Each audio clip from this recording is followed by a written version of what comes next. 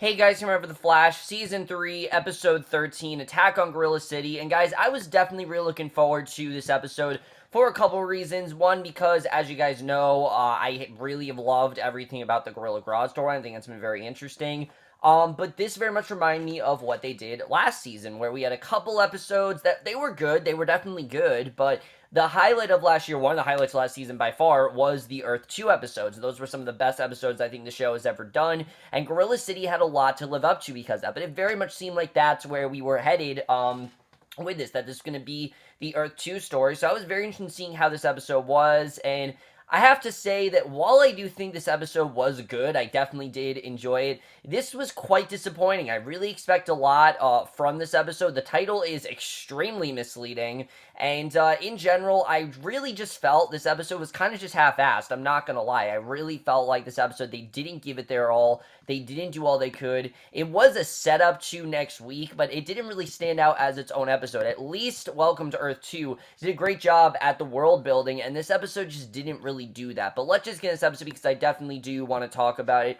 So we start off and we see Harry is running through the jungle and something leaps out and grabs him. It was really cool to see Wells 2 or Harry or whatever you want to call him back. I thought that was really cool to see again. And it's, it's kind of a hard task too because you have Tom Cavanaugh here have to play like 3 different characters in this episode. But Jesse tells the team their father disappeared 2 weeks ago when he went to Gorilla City on Earth 2. They sent Grodd there when he went after Caitlin, and they received a mathematical cryptogram from the gorillas to Harry to meet with them.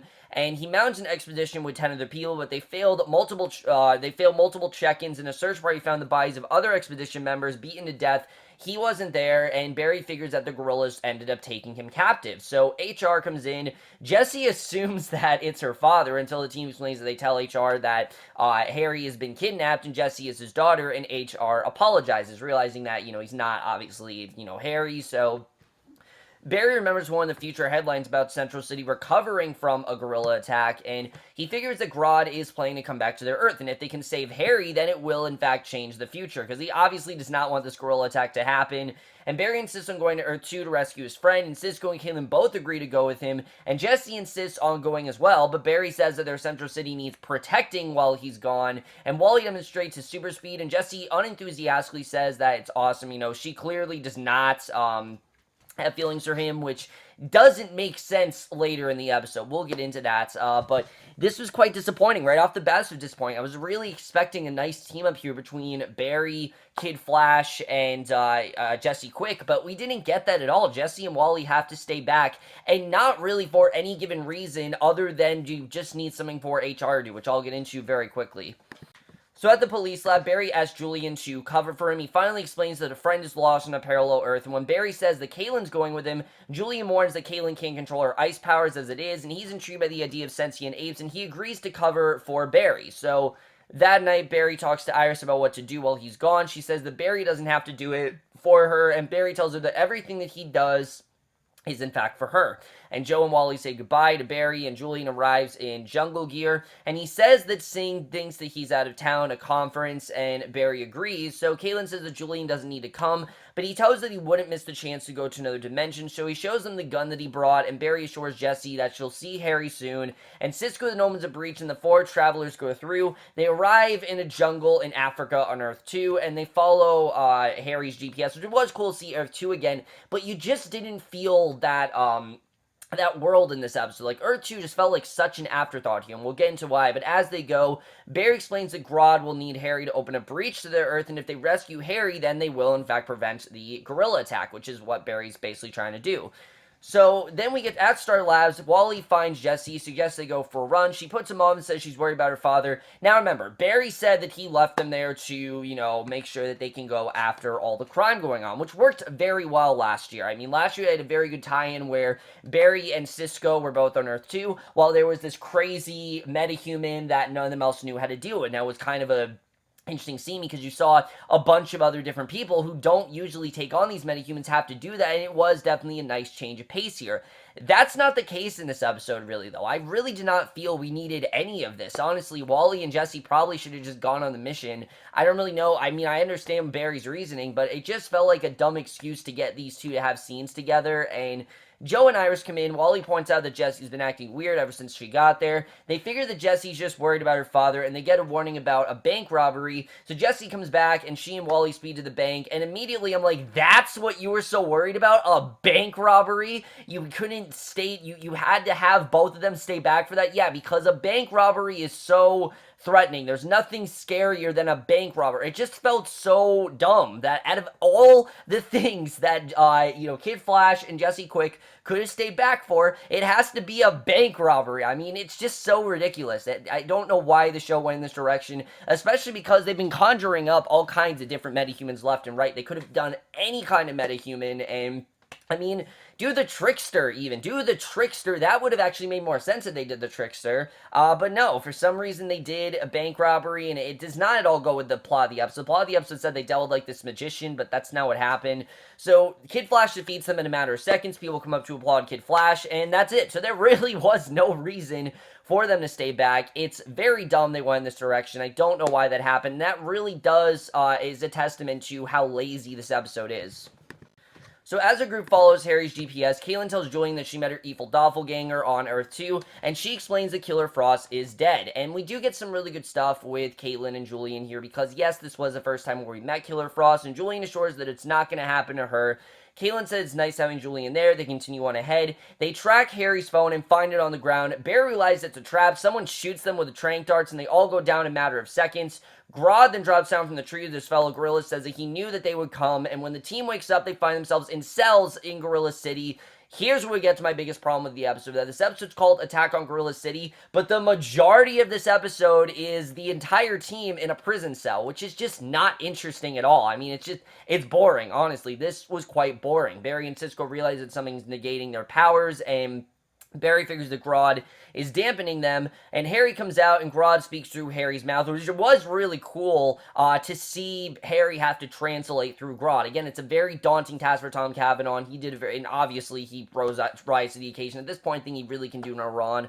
But Grodd says that he needs Barry's help and says he's forced to serve under the rule of Solivar, and Solivar's the ruler of Gorilla City, and he wants to rule the humans. So Grodd claims that Solivar is afraid the humans are going to attack, and now that Barry's there, Solivar will attack the humans. So we kind of got to play in the ape situation here, and they will be sent to the arena to be executed, and Solivar will kill them himself. And if Solivar is defeated, then the gorillas would no longer follow him, and Barry refused to kill anyone. But Grodd says that the only law gorillas understand, if Solivar fails, then Grodd takes his place and will keep the gorillas in Gorilla City, which is what Solivar doesn't want to do. Solivar wants to extract them, and Grodd wants to keep them around. So Grodd says that Earth 1 is still his home, and there are those among them that he will never forget, and he drops his control of Harry, comes in, and I will definitely admit, I was into this story. Like, I like where we went with Grodd here. It's just, we didn't get to see enough of it. Like, we barely saw any of this, like I said, because 99% of this episode takes place in a prison cell. So, he says if they kill Solver, then Central City will in fact be spared, and obviously, Barry thinks that's how it's gonna go, that they'll be able to do this, and they'll be able to stop the gorilla attack. So,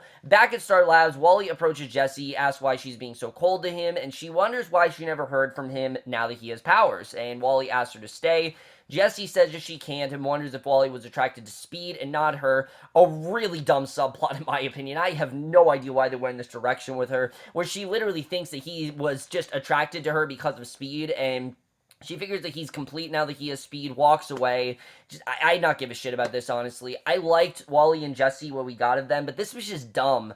They did a really great job in episode 4 of having these two, build a relationship, and here, I just didn't care. I thought this was really dumb overall. It seemed like it was just a reason to get these two to have a conflict, and again, it really does go with a lot of the tedious storylines this season has been following.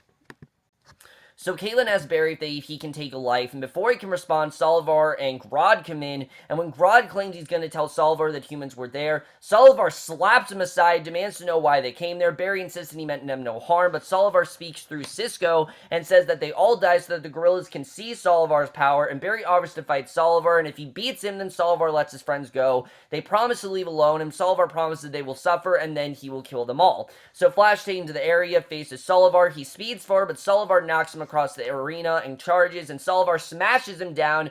flash speeds around the arena walls. His teammates tell him to use a lightning throw, and he accelerates around the arena walls. Solivar leaps into the air. He unleashes a shockwave when he hits, knocking Flash down. And when Julie mentions reversal of their fortune, Cisco gets an idea and tells Flash to pull a reverse Flash, and he slams a vibrating hand into Solivar, knocks him out, and however, the hero says he won't kill Solivar, and he yells at the gorilla saying that the humans only want peace, and Grodd, as his men fire a trank dart into Flash's leg, knocking him out, and again, you just don't feel the weight of this. It feels so rushed that all of a sudden this is happening. It feels like something we should have gotten a little bit later in the episode, but no, they just get right to it, and then we're back in the cell. So, right when interesting stuff happens in this episode, we go back to the cell. It's just, it was dumb, but Harry's in the cell, he's catatonic, Grodd's speaking through him. He says that he's now the ruler of Gorilla City. Barry realized that Grodd is the one who actually wants war, and Cisco wonders why Grodd doesn't just kill them, because, that would be the logical thing to do, but Grodd says that he needs Cisco to open a breach to Earth-1, because apparently Cisco can just do this on a whim, which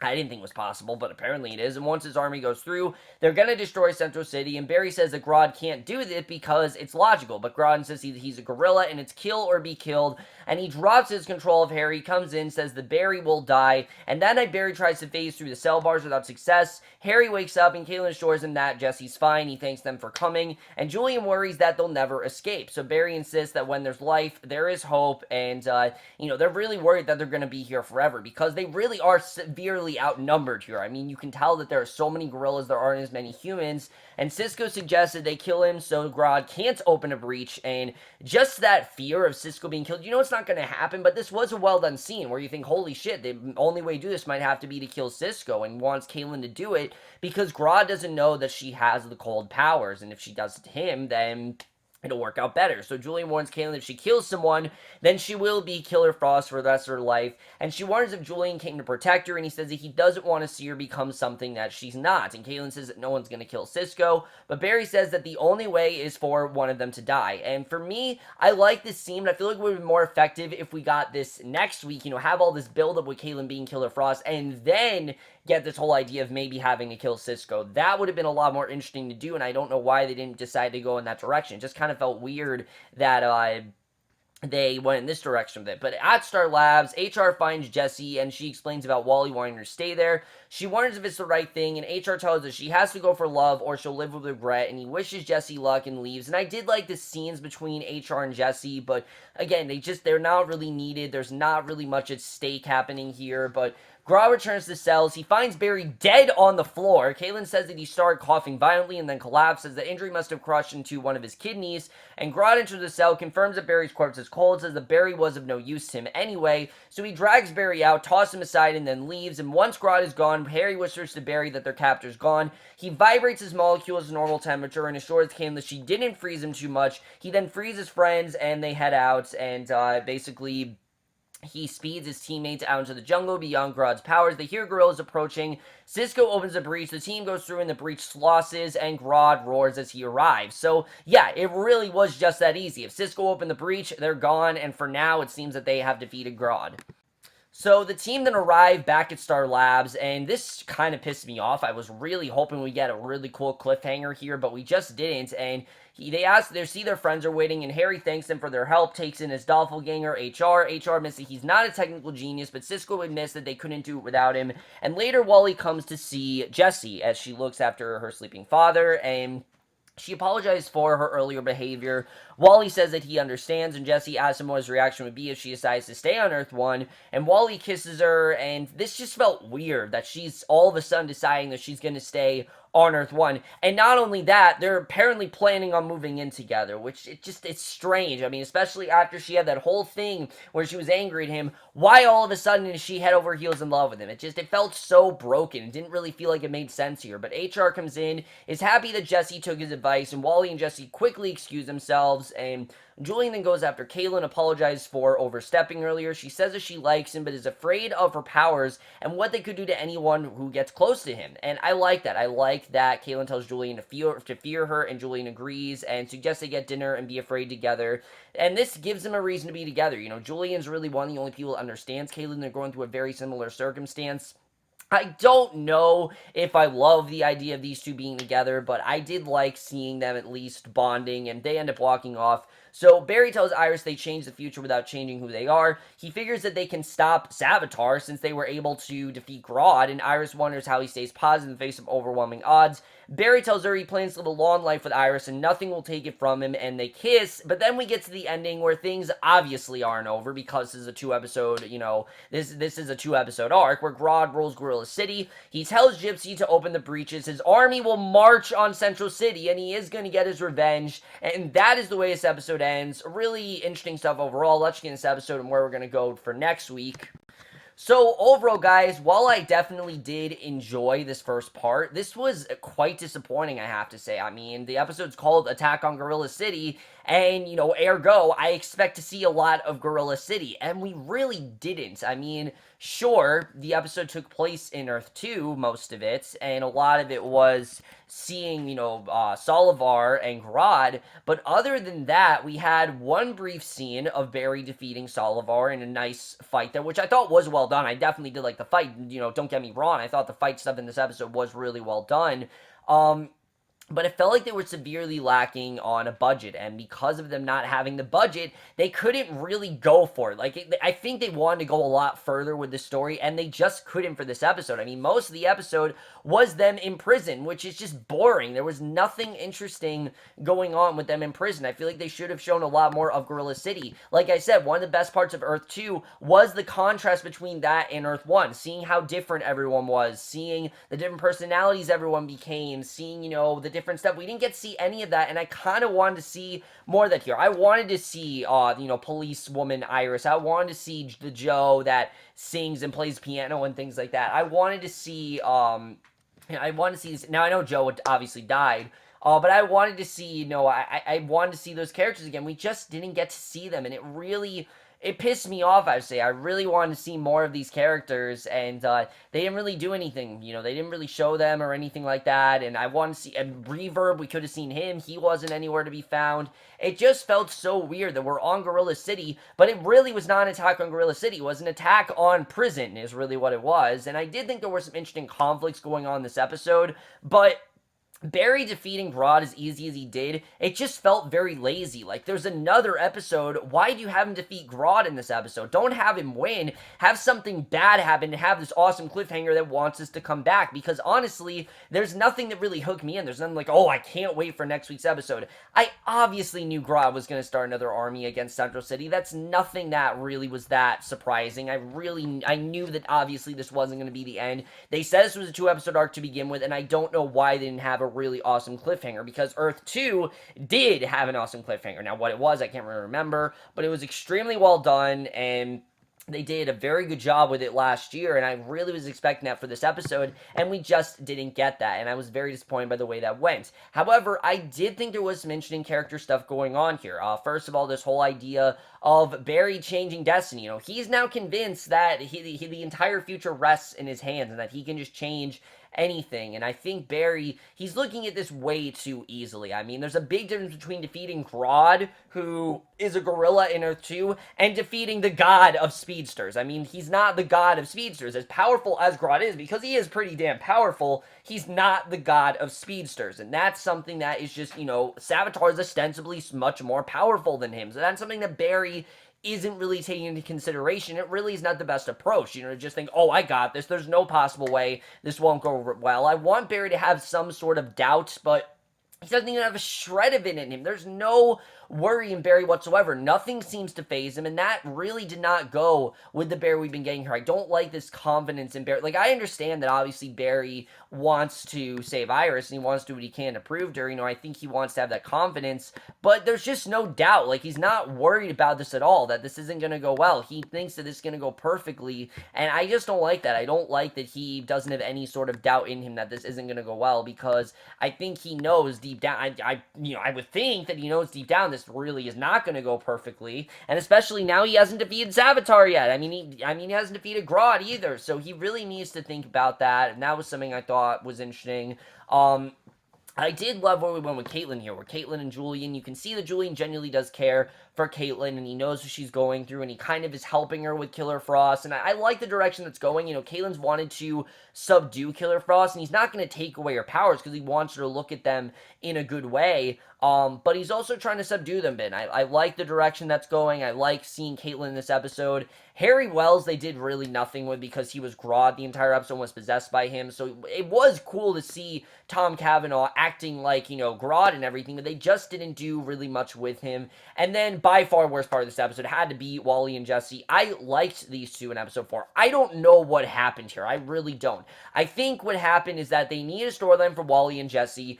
The bank robbers ended very quickly. I don't know why that ended so quickly. Honestly, I would have rather had an episode of Wally and Jesse just taking down bank robbers because we rarely get to see those two work together. But no, we were completely wasted of that, and instead we got this ridiculous storyline where Jesse for some reason thought that Wally was just in love with her for speed reasons, which was really dumb overall, and in general it just didn't really amount to much. I mean, now they're gonna move in together. It just, 1 second you say, oh, I want nothing to do with him, and you seem very annoyed by him trying to pursue you, and the next second you're doing the exact same thing. It felt really off. I don't know if there was a scene missing, but it just felt really off from what we were supposed to get here, and it really did deteriorate from a lot of the episode. And anytime a scene from them went on, I just thought it dragged, and I like these actors. I think the actor who plays Jesse is really great in the role, and Wally as well. Wally isn't really that great. I've never really thought that actor was that great. I still don't think he's that great.